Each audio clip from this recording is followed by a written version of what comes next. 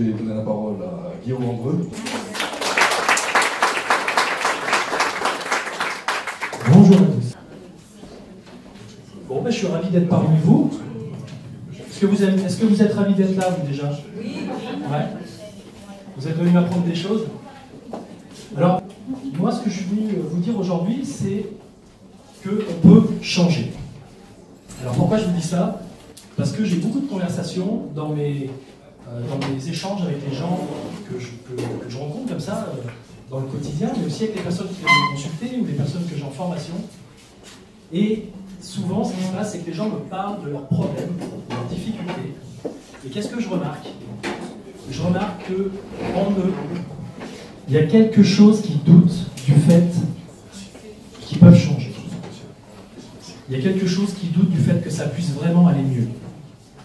Qu'ils puissent éventuellement avoir un impact sur leurs émotions, qu'ils puissent avoir un impact sur leur façon de penser, leur état d'esprit, qu'ils puissent avoir un impact éventuellement même sur leur santé, en dehors de l'utilisation, on va dire, de médecine conventionnelle, qui utilisent par exemple l'allopathie, qui sont, on va dire, des choses qui sont scientifiquement prouvées, où on peut effectivement montrer que ça fonctionne. Alors qu'est-ce qui se passe? Souvent, les gens ont du mal à changer. Pourquoi? Parce qu'il y a en eux quelque chose qui croit que ce n'est pas possible de changer, qui croit qu'ils ne méritent pas de changer, qui croient qu'ils ne vont pas être capables de changer. Et peut-être que ça peut être parfois votre cas, face à certaines difficultés que vous rencontrez, de vous retrouver démunis par rapport à la réalité dans laquelle vous vous trouvez, les émotions dans lesquelles vous vous trouvez, l'état d'esprit dans lequel vous êtes, et d'avoir l'impression comme ça que ça va être difficile pour vous de changer cet état de fait ou cet état de choses. Alors, je suis venu vous redonner un petit peu d'espoir et vous dire, mais oui, bien sûr, on peut changer. Moi, j'ai changé, j'ai beaucoup changé de choses. J'ai changé parce que quand j'étais plus jeune, j'étais quelqu'un qui était plutôt introverti, complexé, même je dirais très complexé. Je me posais tout un tas de problèmes sur la vie. J'avais du mal avec les autres, j'étais réservé. Alors, qu'est-ce que j'ai fait? Pendant un temps, j'ai développé une surconfiance, c'est-à-dire que j'ai voulu me renforcer, me dire allez, je peux aller au-devant des autres, etc. Donc j'étais dans un comportement qui était excessif, dans le sens de m'imposer, dans le sens de montrer que je suis à l'aise, alors qu'en fait, au fond, j'étais pas du tout à l'aise. Et ce Guillaume de l'époque, cette version de moi de l'époque, aurait jamais pu être devant vous, là, en train de vous parler. Impossible. Vous m'auriez demandé de me mettre ici avec un micro devant toute cette salle, j'aurais été allongé par terre en train de suffoquer. C'est pas possible pour moi de faire ça. Alors qu'est-ce qui fait que j'ai réussi à dépasser un certain nombre de choses et à m'arriver à accompagner des personnes? C'est parce que j'ai été à la recherche de techniques, j'ai été à la recherche de moyens qui permettent vraiment concrètement de changer. Moi, ce qui m'intéresse, c'est l'application concrète des choses. Que ce soit en termes de psychologie, ou que ce soit en termes de changement, transformation comportementale, ou même que ce soit en termes de spiritualité. On va dire qu'on a tous une vision du monde, on a tous une façon de percevoir ce monde. Il y en a certains, c'est de façon très matérielle, très concrète, très, on va dire, matérialiste ou cartésienne. Pour d'autres, il y a des croyances, il y a la foi, il y a d'autres choses qui font que la vision du monde est peut-être connectée à d'autres choses. Pour moi, ce qui m'intéresse, c'est pas tant le fait que ces choses-là existent ou n'existent pas. Ce qui m'intéresse, c'est concrètement, qu'est-ce que ça vous fait faire de différent ou de mieux dans votre vie? Concrètement, comment vous mettez en application votre système de croyances? Qu'est-ce que vous faites pour être une personne qui se sent bien, qui se sent à l'aise, qui a l'impression de s'accomplir dans sa vie, qui a l'impression de se réaliser et de ne pas être en train de se gâcher la vie? Alors, le truc, c'est quand ça ne va pas, c'est que il y a eu un certain nombre de choses que l'on a fait ou pas fait. Un certain nombre de choix que l'on a fait ou pas fait. De décisions qu'on n'a peut-être pas prises alors qu'on aurait dû les prendre. D'intuitions qu'on aurait dû suivre. Le nombre de personnes qui me disent « ça fait 10 ans, 15 ans que je suis en couple, j'en peux plus de cette personne ». C'est marrant parce que la première fois que je l'ai rencontré, j'avais senti un truc qui me disait « vas-y pas ». Là, j'y suis allé quand même. Donc, il y a quelque chose en soi qui fait qu'il y a des réponses, il y a des ressources, Il y a tout, en fait, en gros, vous avez tout ce qu'il vous faut à l'intérieur. Sauf que ça se cache en vous. Tout ça, c'est caché à l'intérieur de vous. Toutes ces ressources, tous ces moyens, vous ne les utilisez pas, vous ne les mettez pas en pratique. Pourquoi? Parce que vous ne savez pas, soit vous ne savez pas le faire, comment changer un état d'esprit, comment transformer une émotion, comment modifier sa perception des choses, comment modifier sa façon de se comporter, etc. Ben, des fois, on n'a pas les clés, hein, on n'a pas appris ça à l'école. Alors, soit vous ne savez pas, soit vous avez des choses à l'intérieur de vous qui résistent. Il y a quelque chose en vous qui fait un état d'être, un ressenti, une sensation qui va vous empêcher de faire ce que vous aimeriez faire. Donc vous avez des beaux idéaux parfois, vous avez des aspirations, vous aimeriez réaliser des choses, vous aimeriez être plus agréable avec vos enfants, vous aimeriez être plus sympathique et ouvert avec les gens autour de vous, vous aimeriez être plus ouvert pour aller au contact des autres, vous aimeriez avoir plus confiance en vous, etc. Mais le problème, c'est que parfois, on ne sait pas comment s'y prendre. Et surtout, il y a beaucoup de gens qui croient, qui sont dans une limitation, leur propre limitation, et qui croient qu'ils ne peuvent pas être autrement.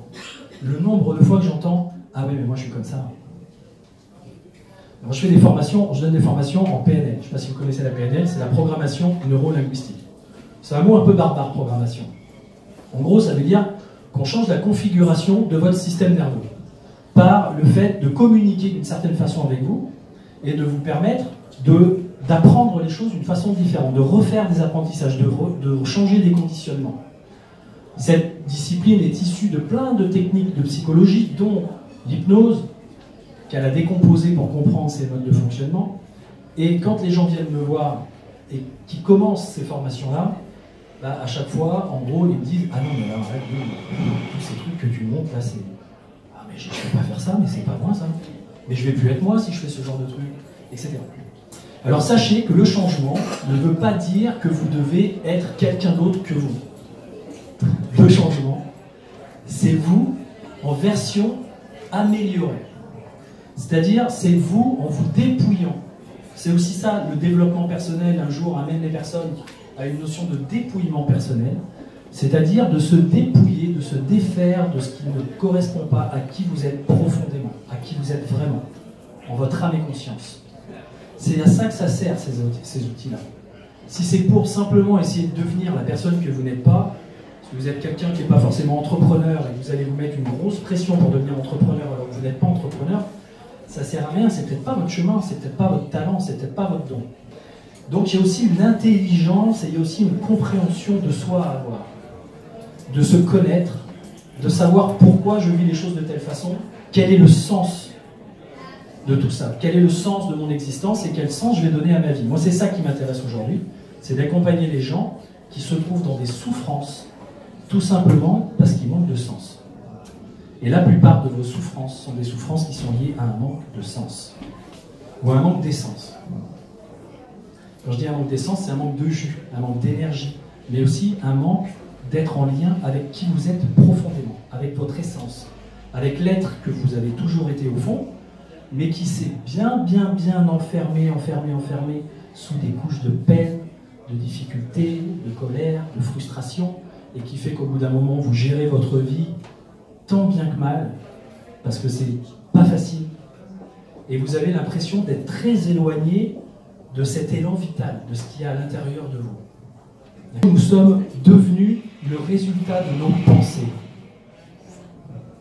Et quand je dis ça, il y en a certains qui vont dire « Ouais, enfin bon, la pensée, très bien, on pense à des choses, on pense à une chose un jour, on pense à une autre chose le lendemain, on imagine des choses, mais ça ne veut pas dire que la réalité, pour autant, elle se transforme ou elle change non plus. » Alors oui, parce qu'effectivement, la réalité, elle n'est pas faite que de ce que vous pensez, mais en tout cas, vos pensées vont avoir un impact sur votre système physiologique. La force, la puissance de votre esprit, de votre pensée va changer la nature de la façon dont vont se comporter votre système nerveux, vos cellules, votre ADN. En fait, il y a tout un impact à l'intérieur, je vais vous expliquer ça.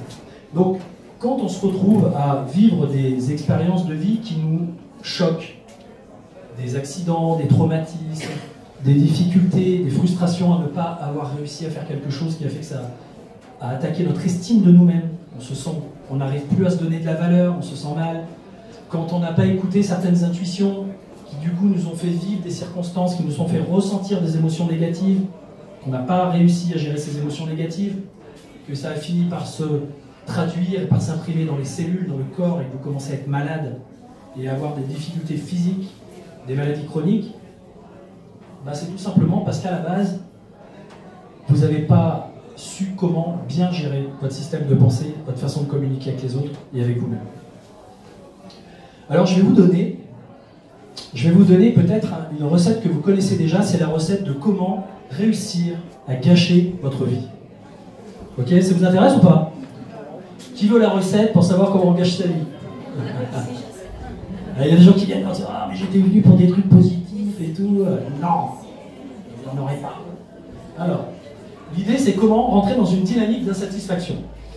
Ben déjà, il y a un truc à faire en premier pour se sentir spectateur de sa vie, avoir l'impression que tout le monde vit sa vie, mais que moi, j'ai la main sur rien, je gère rien. Pour se sentir victime, avoir du non-sens dans sa vie, la première chose à faire, c'est surtout ne pas vous intéresser à la perception des contraintes autour de vous et de ce qui se passe. Si vous êtes effectivement dans une façon positive d'interpréter l'environnement, vous risquez de réussir votre vie. Donc ce que je vous conseille vivement, c'est surtout à chaque fois que vous avez un problème, une contrainte qui se présente à vous, c'est de vous dire « Ah, pauvre de moi, mais que m'arrive-t-il? C'est encore, moi j'ai rien fait, c'est encore de la faute des autres, de l'environnement, c'est sûrement de la faute de Macron. » Si on en est tous là aujourd'hui. Donc, l'idée, c'est de percevoir les choses en se disant que c'est sûrement pas ma responsabilité à moi, c'est pas ma responsabilité, c'est la responsabilité des autres. D'accord? Moi, j'ai fait tout ce que j'ai pu. Pourtant, c'est vrai.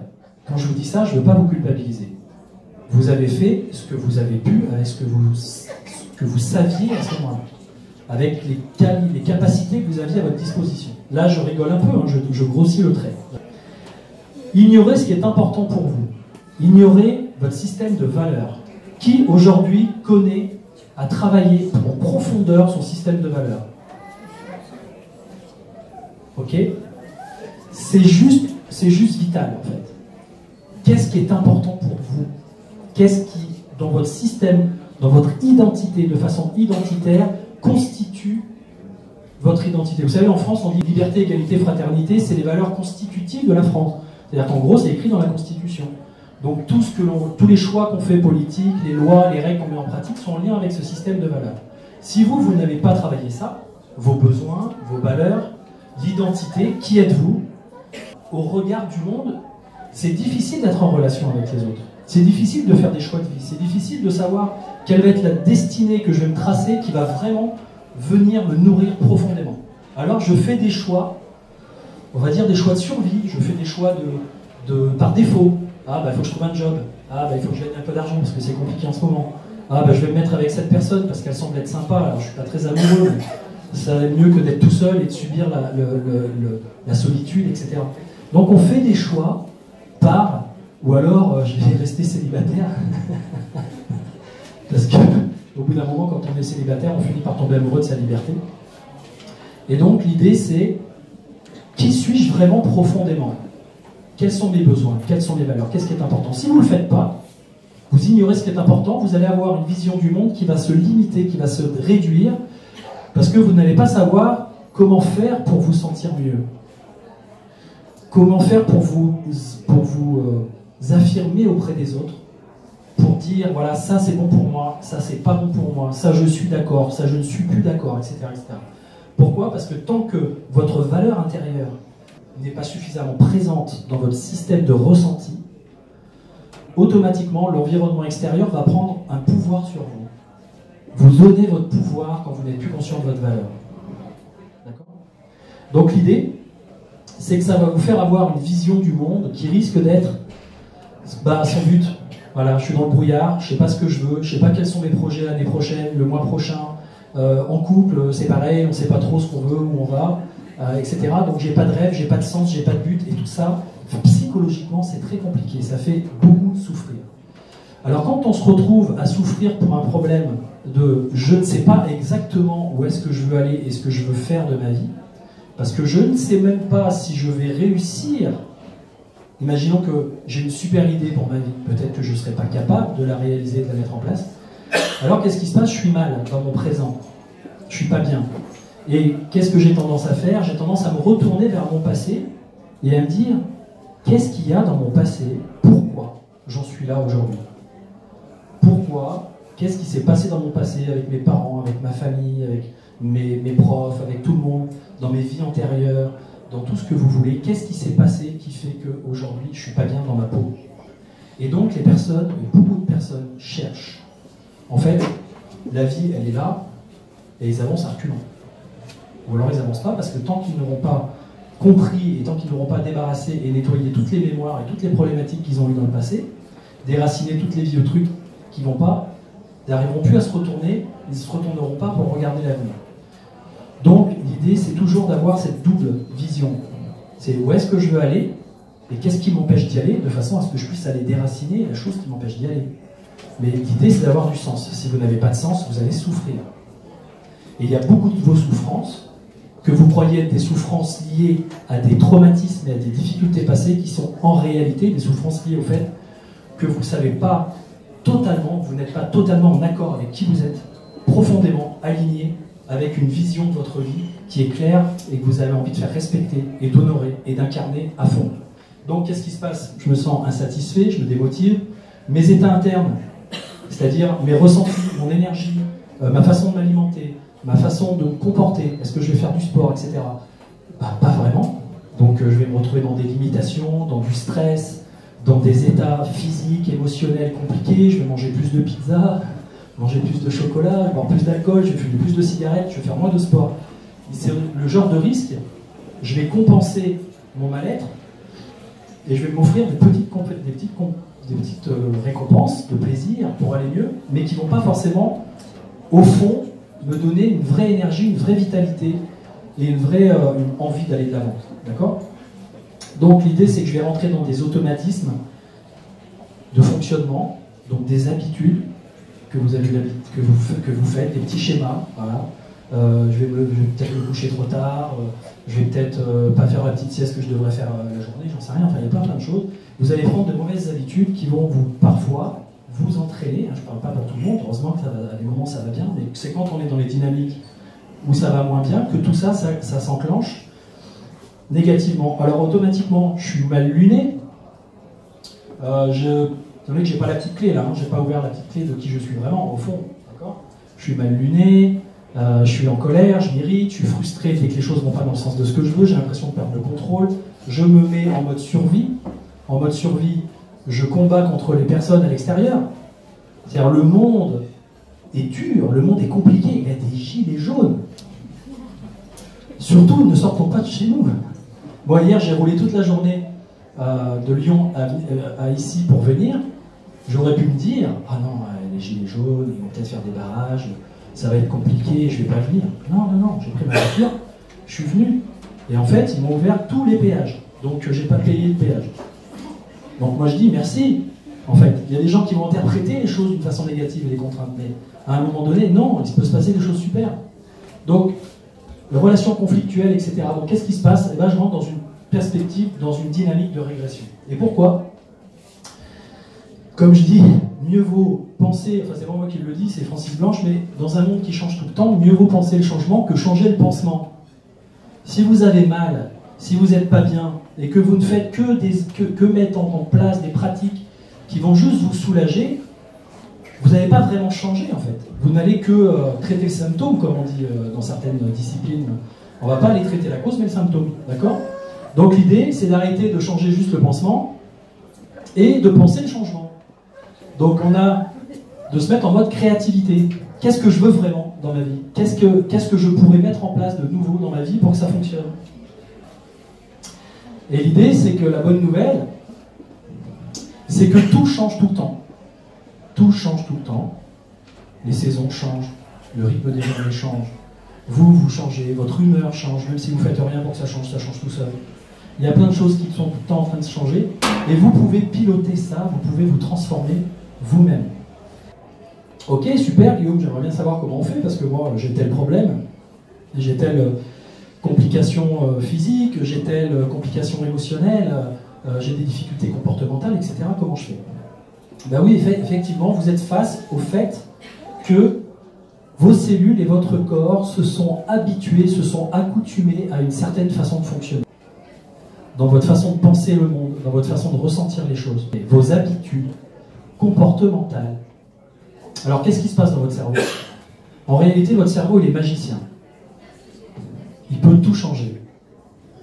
Si on sait comment le piloter, si on sait comment l'utiliser.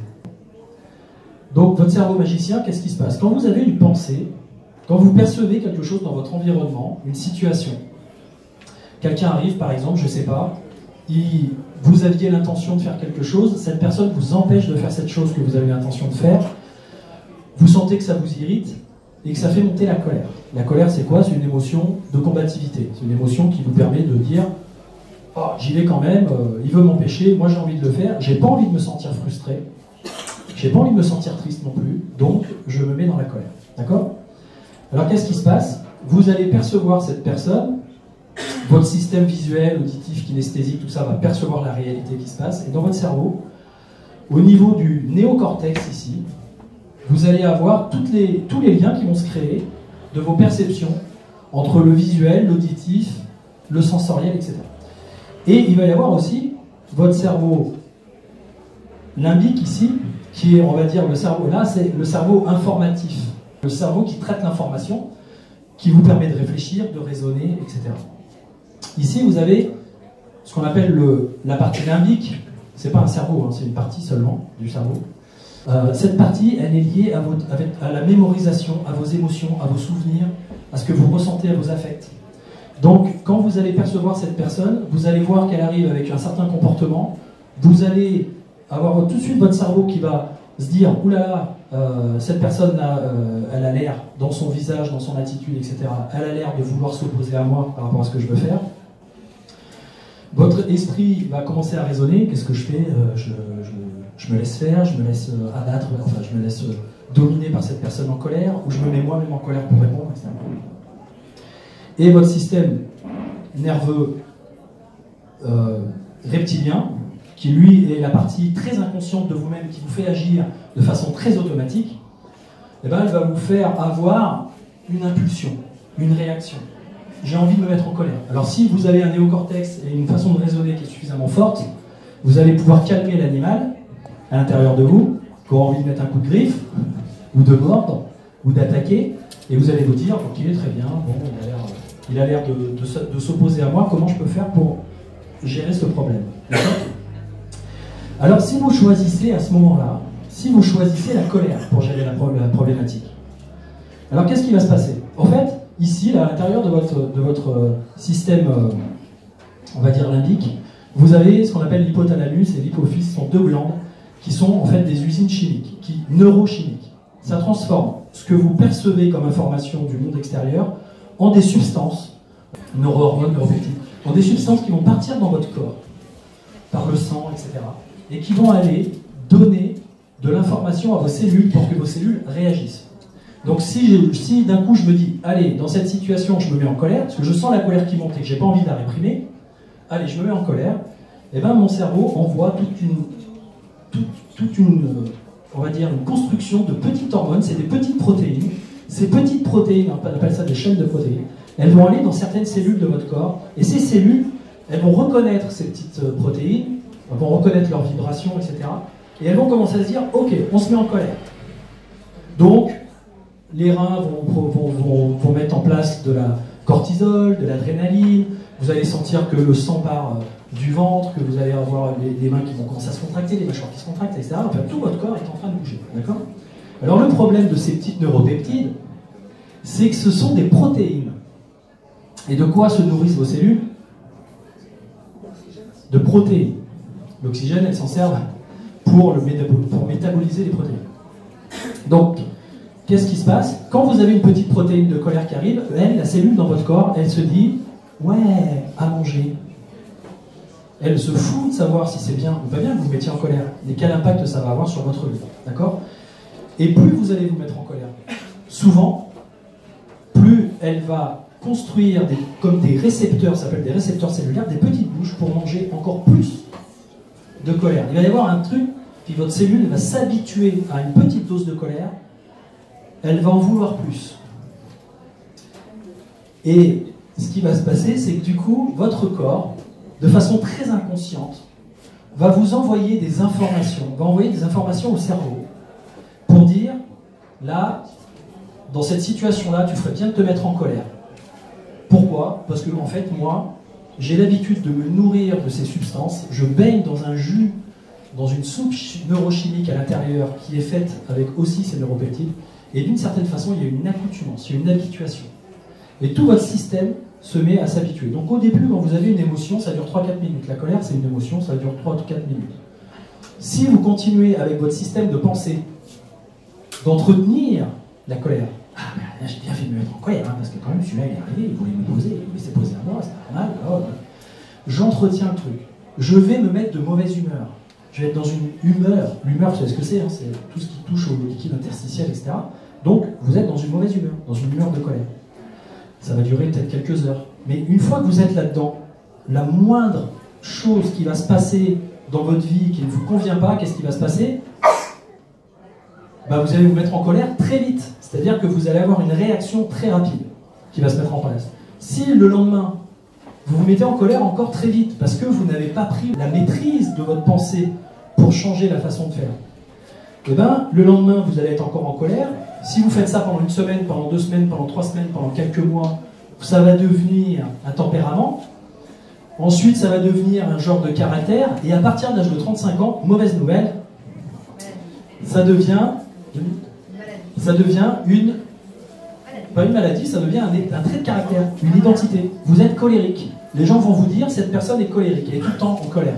Alors la bonne nouvelle, pour terminer, c'est que vous avez la possibilité de changer tout ça en allant travailler sur qui suis-je vraiment, votre système de valeurs, vos besoins, vos croyances, et ça c'est tout un travail que vous pouvez faire pour vous sentir mais vraiment vraiment mieux avec vous-même. Je vous garantis que les personnes qui font ce type de travail, ça change. Il y a eu la vie avant et la vie après, parce que vous vous sentez plus et vous n'avez plus du tout la même façon de vous ressentir vous-même face au monde.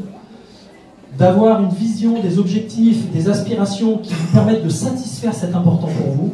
J'ai une valeur de liberté, je vais mettre en place ce qu'il faut dans ma vie pour me sentir libre. J'ai une valeur d'humanisme, je vais mettre en place dans ma vie ce qu'il faut pour me sentir être en train d'être humaniste, de faire des choses qui sont humanistes. J'ai une valeur de bonté, et ben je vais mettre en place des comportements pour être dans la bonté. Ah ben je peux pas parce que j'aimerais bien être dans la bonté, mais ça fait 30 ans que je me mets en colère tous les matins quand je me réveille. Donc je suis devenu colérique et je suis plus dans cette valeur de bonté. Comprenez? Du coup, vous êtes séparés intérieurement. Donc l'idée, c'est de remettre de l'alignement entre ce qui vous êtes, ce qui est important pour vous, ce que vous voulez, ce à quoi vous aspirez, de travailler vos états intérieurs et de les changer, de les maîtriser de façon à ce que vous puissiez aller et faire ce que vous voulez, avec confiance, avec affirmation de vous. D'avoir une façon de communiquer avec vous-même et avec le monde extérieur qui soit adaptée par rapport à ce que vous cherchez, à ce que vous voulez. Et là, vous allez évoluer. Donc, l'idée, c'est d'utiliser pleinement votre cerveau magicien pour vous transformer. Et ça se fait avec des techniques. Tout simplement qui sont déjà là, qui sont déjà très efficaces, qui sont des techniques de coaching, ce sont des techniques de PNL, ce sont des techniques d'hypnose ou d'accompagnement des personnes qui existent. Voilà, tout ce que je veux vous dire aujourd'hui, c'est que, en gros, si vous pouvez lire ça, mais je ne sais pas si vous pourrez le lire, ne vous laissez pas gâcher votre vie ou votre existence par les autres, par la pensée des autres, par ce que veulent les autres. Sachez revenir à vous, sachez, et c'est pas égoïste de revenir à soi, sachez revenir à vous, sachez reprendre connaissance avec vous-même, avec ce qui est important pour vous, le révéler et le mettre en place dans votre existence de façon à vous sentir bien, vous serez en bien meilleure santé. Sinon, vous allez être attaqué de toutes parts par votre mauvaise conscience, par la maladie, par tout un tas de difficultés intérieures qui vont venir vous challenger en fait, qui vont venir vous mettre au défi de dire hey, qui tu es là? Est-ce que tu es vraiment la personne que tu sens au fond de toi que tu peux être? Est-ce que tu es vraiment la meilleure version de toi-même? Même si ce n'est pas l'idéal, personne n'est parfait et je ne dis pas qu'il faut être parfait, mais est-ce qu'aujourd'hui, dans ma vie, je suis en train de mettre en place tout ce qui compte vraiment profondément pour moi, que en mon âme et conscience, à la fin de ma vie, quand je passerai au jugement dernier, qui est un auto-jugement dernier, juste en l'occurrence pour des personnes qui ont déjà entendu parler de mort imminente, ces personnes qui vous jugent, c'est vous-même, par rapport à vous-même, qui vous dites, est-ce que j'ai vécu ma vie en étant mu par la peur, par l'inconfort, par la méfiance, ou est-ce que j'ai vécu ma vie en étant mu et en étant agi de l'intérieur par l'amour, par la confiance, par l'ouverture et par le fait d'aller contribuer à ce monde d'une façon positive. Et je pense qu'aujourd'hui, on a vraiment, au-delà de sa propre santé, de son propre bien-être, quand on se lève le matin, je pense que le monde aujourd'hui a besoin de personnes qui sont droites dans leurs bottes, qui sont alignées avec ce qui est important pour elles et qui contribuent à faire avancer les choses dans le bon sens. J'espère que vous faites partie de ces gens-là et que vous trouverez les moyens de vous en sortir et de réaliser ce que vous voulez avec toutes les personnes qui vont être là aujourd'hui. Je vous remercie beaucoup.